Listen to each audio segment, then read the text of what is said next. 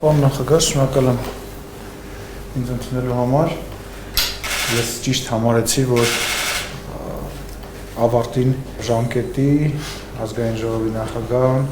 գա եւ ձեզնից նաեւ շնորհակալություն հայտնի աշխատանքի համար, համագործակցության համար, ձեր թե ընկերական, թե գործնական խորհուրդների աջակցության համար շատ բարձր եմ գնահատում այն ընկերությունը, ավակ ընկերոջ կարգավիճակը, որ դուք ունեք իմ սրտում, իմ հոգում, իմ մտքում եւ չի կարող չգալ ձեզ շնորհակալություն չհայտնել համատեղ աշխատանքի համար։ Շնորհակալ եմ գալու նախաձեռնության համար, բարձ ասեմ նախաձեռնությունը ձերն է, բայց ես ուզում եմ առանձնահատուկ նշել ձեր դերը այս 21-26 թվականների դժվարագույն ժամանակաշրջանում ազգային ժողովը գլխավորելու համար, ղեկավարելու համար։ Ես ինքս եղել եմ ազգային ժողովի падգամավոր 95-99 թվականներին, շատ լավ գիտեմ, ինչ է նշանակում խորհրդարանական կամ պարլամենտական մթնոլորտ քննարկումներ, բայց ի տարբերություն այն տարիների 21-26 թվականը յուրահատուկ տարի է եղել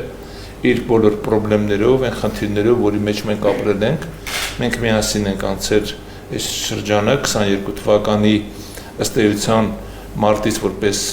հանրապետության նախագահ, բայց մինչև այդ որպես նախարար, ես շնորհակալ եմ նաև այն աջակցության համար, որ ցուցաբերել եք եւ այն ժամանակ եւ դրանից հետո որպես հանրապետության նախագահ, այն ինչ որ կատարեց այս նստաշրջանի ազգային ժողովը, դա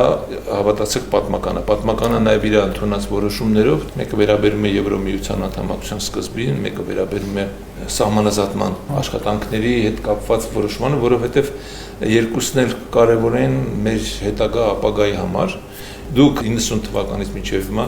միակ ազգային ժողովի նախագահն եք, որ ամբողջ ժամանակաշրջան, այսինքն գլխավորել եք ազգային ժողովը, սա է ձեռքբերումը մեր ժողովրդավարության իրականում հասունացման